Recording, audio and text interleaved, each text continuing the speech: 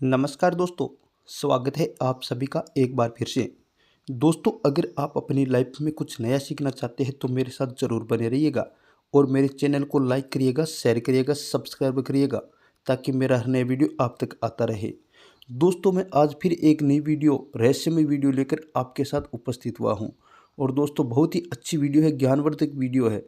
दोस्तों, आज हमारी जो वीडियो है वो है कि महाराज राजा दशरथ थे जो भगवान श्री राम जी के पिताजी, उनका जन्म कैसे हुआ था और उनका नाम दशरथ क्यों पड़ा, आखिर नौरथ क्यों नहीं पड़ा, दशरथ ही क्यों पड़ा। इस विषय में आज हम जानकारी आपको बताएंगे। तो चलिए दोस्तों, आपका ज़्यादा समय नहीं लेते हुए वीडियो शुरू करते हैं।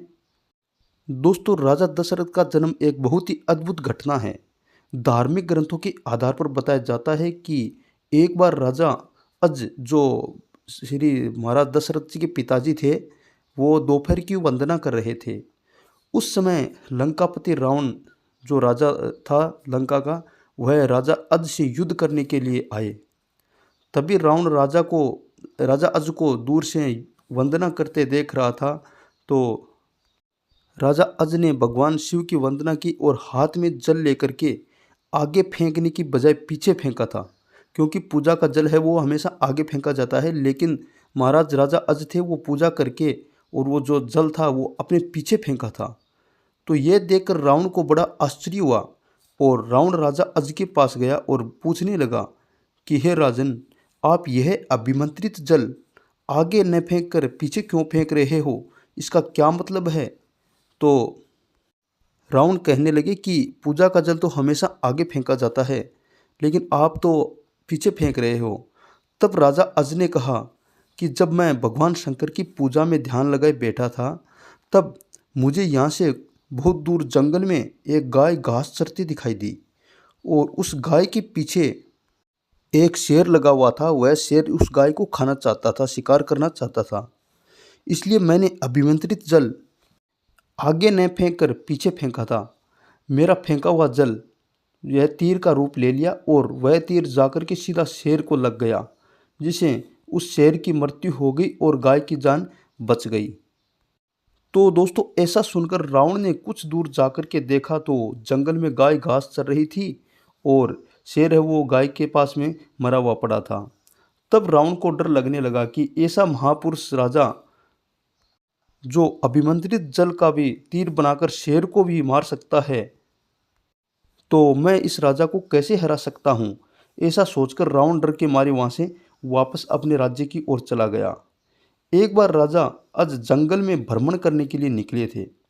तब जंगल में एक सरोवर दिखाई दी और सरोवर में एक खूबसूरत फूल तैर रहा था और राजा उस फूल को लेने के लिए समुद्र में कूद गए, ये सरोवर में कूद गए।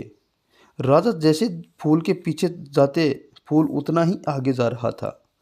तब राजा को आकाशवाणी हुई और कहा, हे राजन, आप जिस फूल को पाना चाहते हैं वह आपके हाथ नहीं आ सकता, क्योंकि आप निसंतान हैं, आप निपुत्र हैं, आपके कोई संतान नहीं है। इसलिए राजा, इस फूल को लेने की कोशिश मत करो और उनका पीछा करना छोड़ दो। तो राजा अज यह आकाशवाणी सुनकर के और वापस अपने महल की ओर चले गए। राजा बहुत चिंतित रहने लगे। राजा अज भगवान शंकर के परम भक्त थे। भगवान शंकर राजा अज की चिंता से व्याकुल हो उठे और भगवान शंकर ने धर्मराज जी को बुलाया और कहा कि हे धर्मराज, तुम एक ब्राह्मण का रूप बना करके अयोध्या नगरी जाओ और जिसे राजा अज को संतान की प्राप्ति होगी। धर्मराज अपनी पत्नी सहित ब्राह्मण का रूप बना करके और अयोध्या में किसी स्थान पर एक झोंपड़ी बनाकर रहने लगे। राजा हर रोज ब्राह्मणों को दान करता था और एक दिन जो धर्मराज जी ब्राह्मण बन के आए थे, तो उसी ब्राह्मण ने सोचा कि आज मैं भी राजा अज के दरबार में जाऊंगा। तब ब्राह्मण राजा के दरबार में आ गया तो सभी ब्राह्मण दान दक्षिणा लेकर के, तो वह गरीब ब्राह्मण भी जाकर के पीछे बैठ गया। तब सभी ब्राह्मण अपने अपने घर दक्षिणा लेकर के चले गए। तब वह ब्राह्मण बिना किसी दक्षिणा लिए ही जाने लगा। तब राजा ने कहा, हे ब्राह्मण देव, आप बिना दक्षिणा लिए नहीं जा सकते, क्योंकि आज तक मेरे दरबार से, मेरे महल से कोई भी ब्राह्मण बिना दक्षिणा नहीं गया, इसलिए आप दक्षिणा लेकर के ही जाओ। तो ब्राह्मण ने कहा कि हे राजन, जो आप यह जो दान कर रहे हो, यह दान आप अपनी मेहनत का नहीं कर रहे हो, ये तो आपकी प्रजा की मेहनत का है, और मैं ऐसा दान नहीं ले सकता। मुझे तो आपकी मेहनत का ही दान चाहिए।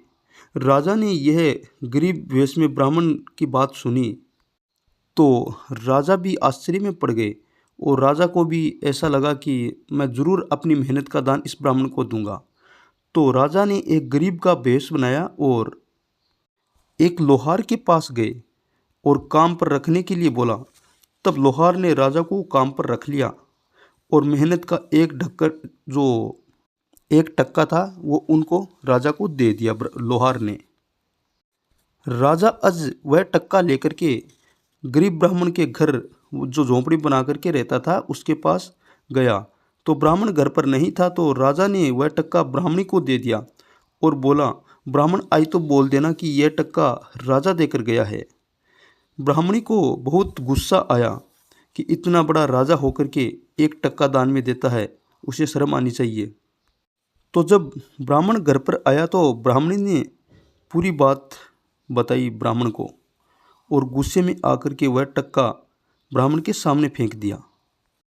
तब वह सोने का टक्का जमीन के अंदर चला गया। तब ब्राह्मण ने टक्के को खोजने के लिए जमीन खोदना शुरू किया।